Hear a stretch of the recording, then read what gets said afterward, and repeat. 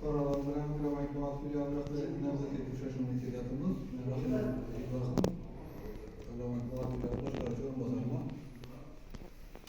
Şimdi Prezidentimiz tomonidan aholini ish bilan ta'minlash, daromadini oshirish bo'yicha qator ishlar olib borilyapti.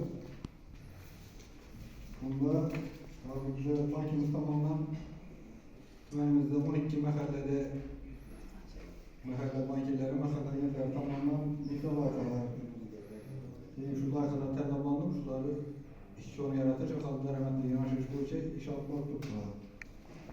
Hozirgi kunda bizda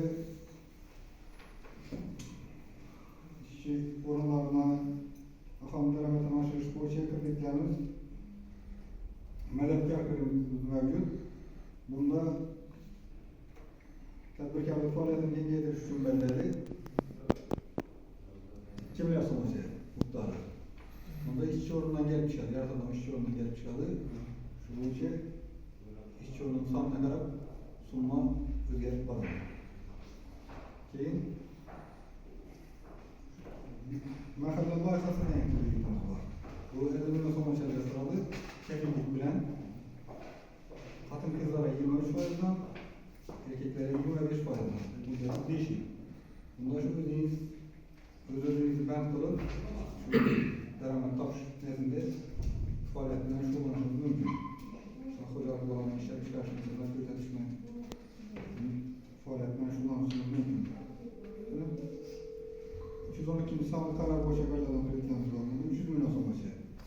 Bu tumanlar kesimdan kelib chiqib, Bo'g'at tumani 2-toifaga ajratilgan. Bunda 22%, xotin-qizlarga 20%dan beriladi. Muddati 7 yil. O'rtadan beriladi. 100 million so'mgacha. Bundan tepasi bo'lsa, javobli ta'minotni, javobli turini qo'yish kerak. Qani kimda savol bo'lsa, menda savol bor.